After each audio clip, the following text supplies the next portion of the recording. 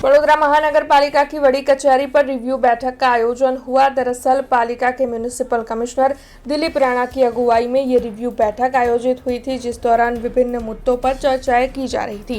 बैठक में सभी पदाधिकारी मौजूद रहे थे और इस बैठक के तहत धार्मिक अतिक्रमण, विश्वामित्री प्रोजेक्ट, तालाबों को गहरा करने, कांसों की साफ सफाई करने और साथ ही विकास से जुड़े हुए अन्य कई कार्यों के मुद्दे में चर्चाएं की गई थी।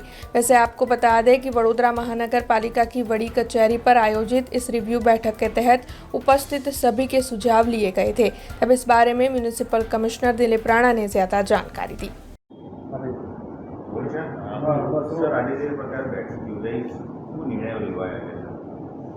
આજે અમારી બે બેઠક હતી, એક જે રૂટીન મંગળવારની રિવ્યુ બેઠક હોય છે એ, અને બીજી એક જે ધાર્મિક દબાણો બાબતની બેઠક છે એ બેઠક યોજાઈ હતી, જેમાં જે રૂટીન બેઠક હતી એમાં જે વિકાસના મુદ્દાઓ એની બાબતે ચર્ચા થઈ હતી। અત્યારે વિશ્વામિત્રીની જે કામગીરી ચાલે છે નદીની એ બાબતની સમીક્ષા થઈ હતી। સાથોસાથ જે શહેરના વિવિધ કાંસની કામગીરી 31 જાન્યુઆરીથી ચાલે છે એમાં હવે ટેન્ડર્સ આવી ગયા છે બધા, જે પહેલાં ARCમાં કરાવતા હતા હવે ટેન્ડરથી કરાવવાના છે। એ બધી કામગીરી ઝડપથી ચાલુ થાય અને ચોમાસા પહેલાં પૂરી થાય એની સમીક્ષા, તળાવો જ્યાં ઊંડા કરવાના છે, જેને આઉટલેટ બનાવવાનું છે એની સમીક્ષા, પ્રી મોન્સૂન પ્લાનિંગ અને વિવિધ વિકાસના કામોની સમીક્ષા થઈ હતી। જોડે જોડે જે રિલિજિયસ સ્ટ્રક્ચર્સ જે પબ્લિક પ્લેસીસ ઉપર છે એની પણ એક મિટિંગ હતી અને એની પણ સમીક્ષા યોજવામાં આવી હતી। ના, અત્યારે કોઈ જ પડકાર નથી, અને જે વિશ્વામિત્રી અને જે 100 ડેઝના જે બધા ટાર્ગેટો લીધેલા છે એ મોટાભાગે અમે પૂરું કરી દઈશું। ધાર્મિક દબાણો બાબતે મારે એમ કહેવાનું છે કે સૌથી પહેલાં અમે જેટલા પણ ધાર્મિક દબાણો લિસ્ટેડ હતા પહેલાંથી એ લોકોને એકવાર પુનઃ તક આપી હતી કે ભાઈ આ ધાર્મિક દબાણોમાં તમારે કંઈ કહેવું હોય તો કહી શકો। એટલે ઘણાએ પોતાના ડોક્યુમેન્ટ રજૂ કર્યા છે, એટલે એમાં નિર્ણય એમની ખાનગી માલિકીના પુરવાર થાય તો પછી એ ધાર્મિક દબાણની કેટેગરીમાંથી બહાર આવે।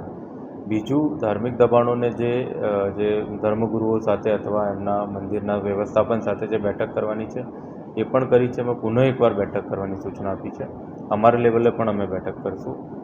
ઉપરાંતમાં જ્યાં ધાર્મિક દબાણોમાં રીસાઇઝ થઈ શકે અથવા ક્યાંક નાનું મોટું દૂર કરીને પણ થઈ શકે રેગ્યુલરાઇઝ, અથવા રીલોકેટ થઈ શકે કે અહીંયા છે ને એની બાજુમાં જગ્યા છે તો 2-4 મંદિર કરીને એક મંદિરનું ક્લસ્ટર બાજુમાં થઈ શકે, રીલોકેટ, રીસાઇઝ એ જે ગાઈડલાઇન્સ છે એ પ્રમાણે પણ મેં બધાને અમારા અધિકારીઓને કીધું છે કે નીચે બધાને સમજ આપે અને રેરેસ્ટ ઓફ ધ રેર કેસમાં જ્યાં ખૂબ જ અકસ્માત થવાની ભીતિ હોય કે એવું હોય તો પછી ફાઇનલ નોટિસ આપી અને દબાણ દૂર કરવાનું થાય, પણ એ બહુ જ જવાલ્ય અને રેરેસ્ટ ઓફ ધ રેર કેસની વાત છે। સૌથી પહેલાં રીસાઇઝ, રીલોકેશન, समझावट અને એ જ બધી एक्टिविटीज हमारे करवानी चाहिए, जो करवानी हमें सूचना दी। हमसे जुड़े रहने के लिए हमारे YouTube चैनल को सब्सक्राइब करें और नई वीडियो की नोटिफिकेशन के लिए बेल आइकॉन को दबाएं।